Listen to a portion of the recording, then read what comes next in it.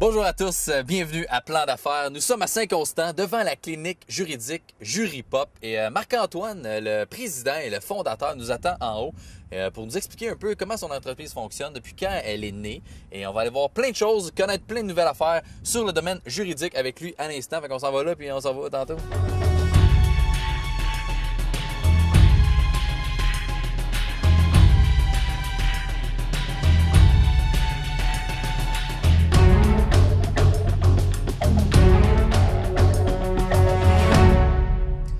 Donc, on est à l'intérieur de la clinique juridique de Juripop de Marc-Antoine ici à ma droite. Ça va bien? Oui, ça va bien, merci.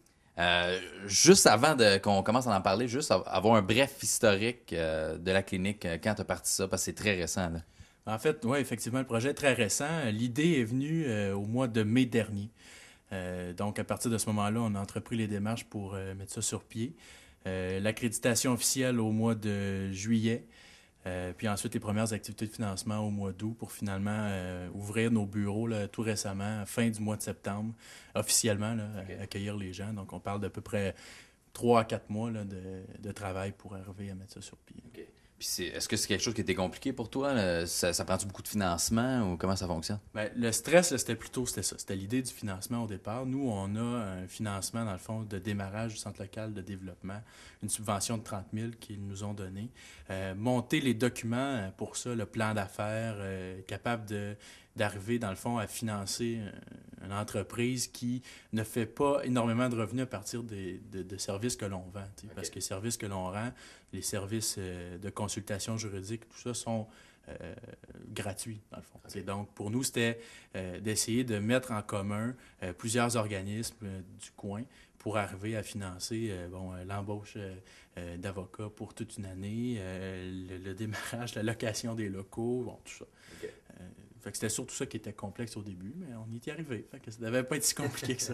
Puis comment tu fais pour arriver et que ça soit rentable pour toi si tous les services que tu offres sont gratuits? Bon, dans le fond, là, c'est que le premier volet de consultation juridique est gratuit.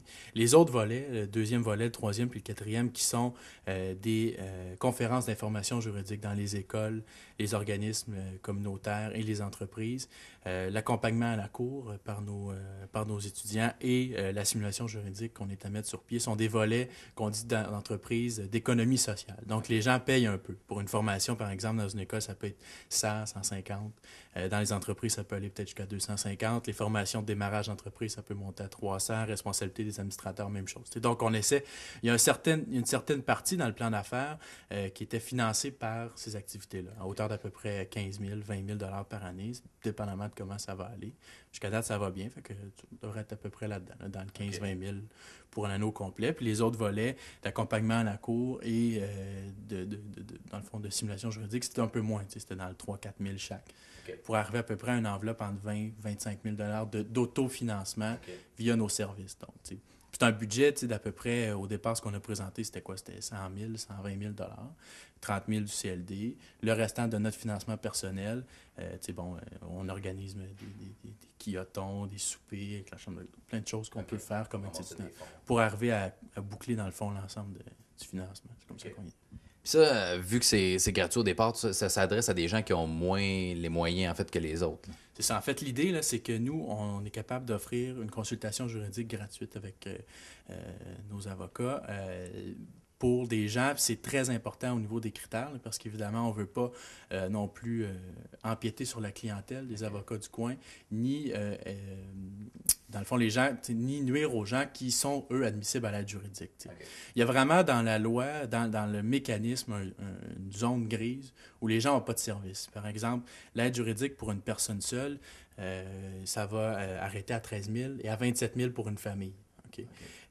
Puis il y a un certain barème où c'est clair, selon les études, où les gens n'ont quand même pas l'argent pour se payer un avocat. Donc, pour une personne seule, ça peut varier entre 13 000 et 35 000, à peu près, dans ces eaux-là. Et pour une famille, ça peut monter jusqu'à 40 45 000. Bon, nous autres, on aide vraiment à ce niveau-là, pour les gens qui tombent dans cette zone grise-là où il n'y a à peu près aucun service. C'est ça nos critères. OK.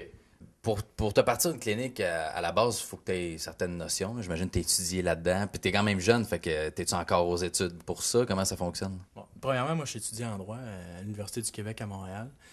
J'entame cette année ma deuxième année. Mais ici, bon, localement, moi, j'ai été quand même pas mal impliqué, soit politiquement, soit au niveau communautaire, au niveau, bon. Donc, ça a été pour ça, pour le volet études, comment partir ça. Ce qui a été assez facile pour moi, c'était de contacter les gens que je connaissais déjà, dans le fond, puis mettre les services que je connaissais en commun. Tu sais. Okay. Donc, c'était surtout ça le défi. Mais d'un point de vue juridique, tu sais, l'idée, c'était d'être capable d'avoir certaines notions de base que tu as, dans le fond, en étudiant là-dedans pour savoir, tu sais, bon, les domaines, comment fonctionne un peu le mécanisme d'aide juridique. C'était surtout ça. Tu sais. Puis de savoir que, bon, il y avait une lacune, tout ça. Bon. Mais c'est à peu près tout, là, au niveau des... Okay. Sinon, c'est sûr que ça m'aide un peu dans mes études, là, à travers les dossiers qu'on a ici, tout ça. Okay. Est-ce que d'avoir une grosse liste de contacts, ça t'aide? Est-ce que tu en as une grosse liste de contacts? Liste de contacts, ben oui, ça l'aide.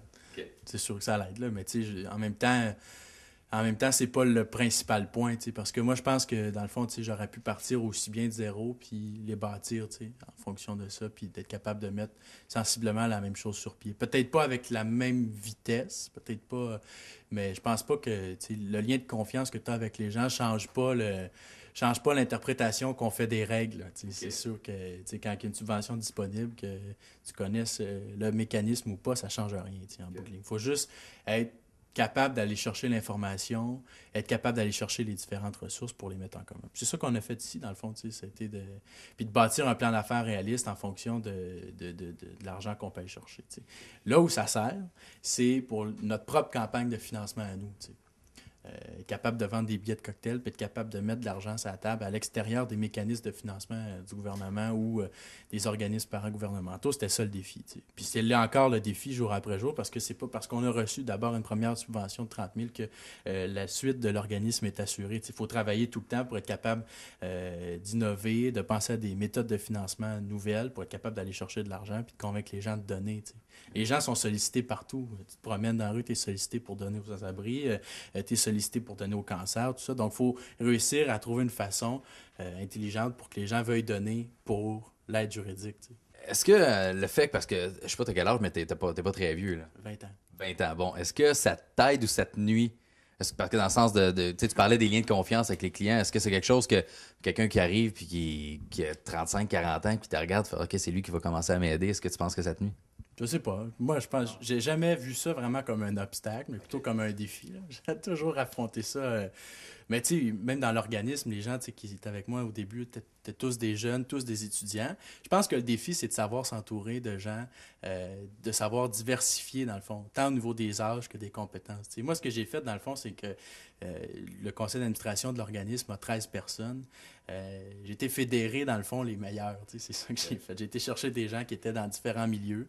Je les ai mis autour d'une table, des conseillers municipaux, des gens du milieu des affaires, des gens du milieu communautaire, pour être capable de créer une diversité. T'sais. Ce qui fait que l'organisme rayonne non seulement par moi, mais par plein de gens. Puis là, l'âge n'est plus un critère du tout. Okay. Mais autrement, non, ça n'a pas été un obstacle. Au contraire, je pense que les gens, ils sont... OK, c'est sûr qu'il y a un moment d'hésitation où ils se disent, bon, est-ce que c'est lui, c'est pas lui, souvent, il faut que j'insiste, c'est ça. Oui, c'est moi, c'est correct, c'est beau, puis après ça, ça passe. L'important, c'est qu'en bout de ligne, il y ait des gens d'expérience, puis ici, on est servi, puis on a été chanceux là-dessus parce que l'avocate Louise Boyd, qui travaille avec nous, on a eu la chance que ce soit une personne très expérimentée, qui est capable d'aider les étudiants en même temps. Donc, en bout de ligne, ils reçoivent un service qui est d'une bonne qualité. C'est ça qui compte. OK. Marc-Antoine, merci pour ce premier bloc. On prend une pause rapidement, puis on se revoit tantôt.